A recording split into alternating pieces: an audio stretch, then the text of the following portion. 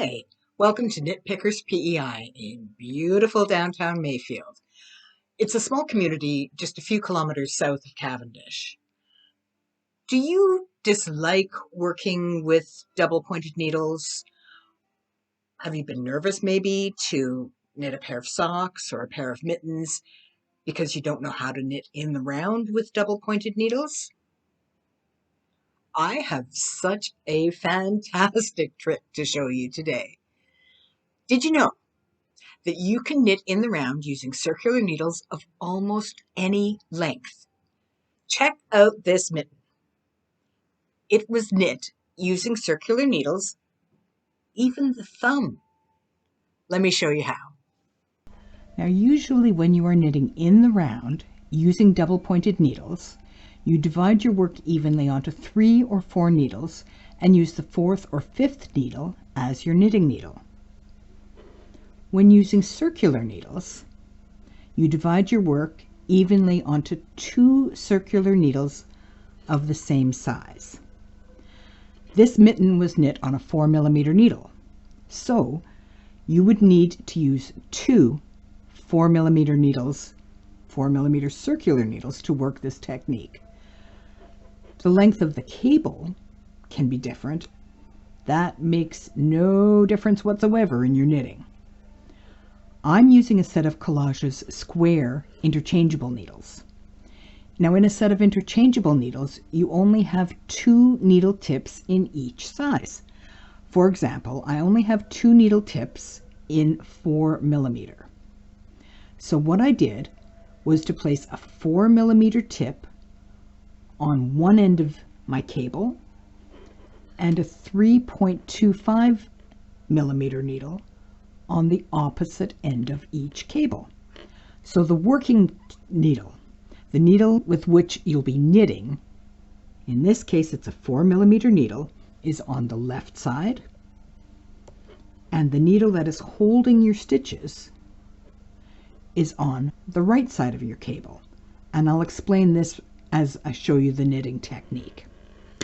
So right now I've got my held stitches on the 3.25mm needle, and that won't make any difference whatsoever to the gauge. It's just holding your stitches. So the cable needle that's to the back,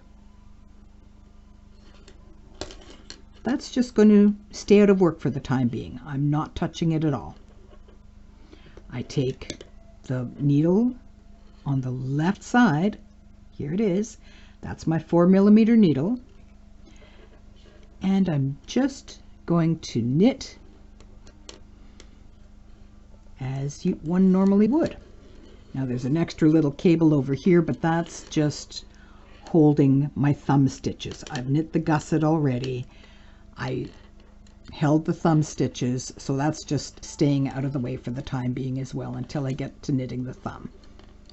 So I'm just going to knit across this row until I reach the end. And it's not exactly a lot of fun to watch somebody knit all these stitches. I'm a thrower, not a picker. If I were to be a picker, this is what it would look like, although that's not my preferred technique. Each to their own. I happen to have learned knitting as a thrower, so that's what I'll do. And we'll pick this up again when I reach near the end of this row.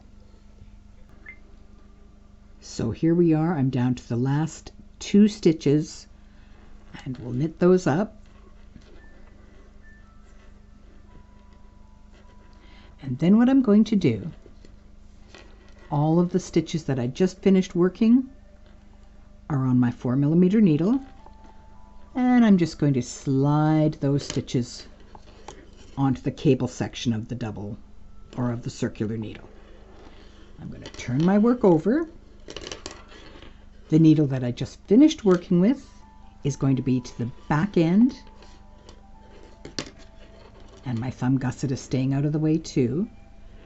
So here on the second half of this row, I've got my 3mm needle or 3.25mm needle on the right hand side and my 4mm needle on the left hand side.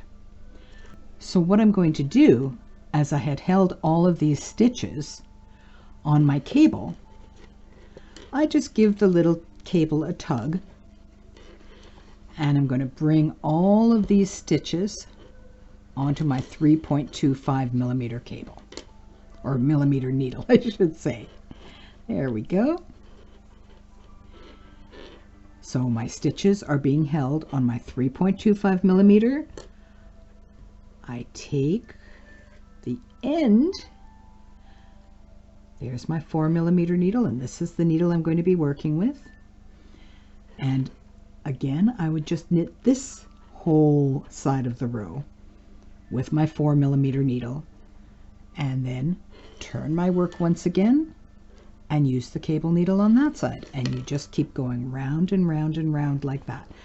The beauty of using this technique is, let's just say that's it, it's late at night and I'm done knitting for the evening. All I'm going to do is slide my active stitches onto the cable.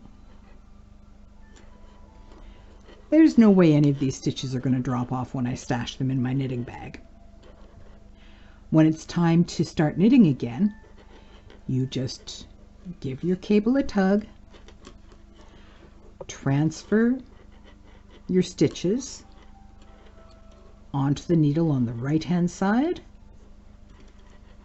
and in this case, because I had an interchangeable set, it's onto a 3.25 millimeter needle.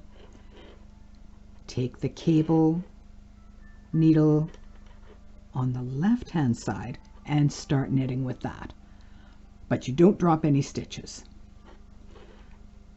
The reason I used a smaller needle on one end, aside from the fact that I didn't have four millimeter tips, I only had 2, was when you're transferring your stitches back onto your needle to start knitting with, onto your holding needle if you wish to call it that, it makes it much easier to transfer those stitches when it's a smaller size needle. So in fact, using an interchangeable set is far and away easier than even using 2 circular needles of exactly the same size. Now, if I wanted to, and I haven't decided if I feel like it or not, but you can see this cable needle is quite lengthy, and on the other side it's a shorter cable needle, but it's still fairly long. With the Kollage Square needle set, I can choose to order a little short cable that would work with this same needle set. And that would be so much less expensive than it would for me to order a full set of short circular needles. Maybe it's the Scottish background, I don't know, but it's a much more frugal way of working circular needles in the round on a small project like this. And even those wee tiny little circular needles that you can purchase, they're still not going to be small enough to knit your thumb. This technique, I don't need to switch to a double pointed needle to work my thumb. I can use this exact same technique with knitting as few stitches as the 15 I've got here on my thumb. And the other thing that's really nice about this, have you ever found when you're working with double pointed needles, sometimes you get a little bit of a ladder, a little bit of a gap between needles in the stitches? Take a look at this mitten. This was knit using this technique. Here's one side where one side would have been one circular needle and this side would have been another. No gap at all. Same here, no gap at all. And I haven't even washed or blocked this mitten yet. No gap in the ribbing. It's perfectly even. And as I say, even the thumb was knit using this technique. It is a wonderful technique for making socks, for making mittens, when you don't want to have to use double-pointed needles and you don't want to invest in a set of circular needles that are short. You can use any length of cable as long as you've got enough cable length to hold your stitches and bring your other needle around to work with. I hope you enjoyed this video tutorial. Have fun giving this new technique a try. And until next time, happy knitting!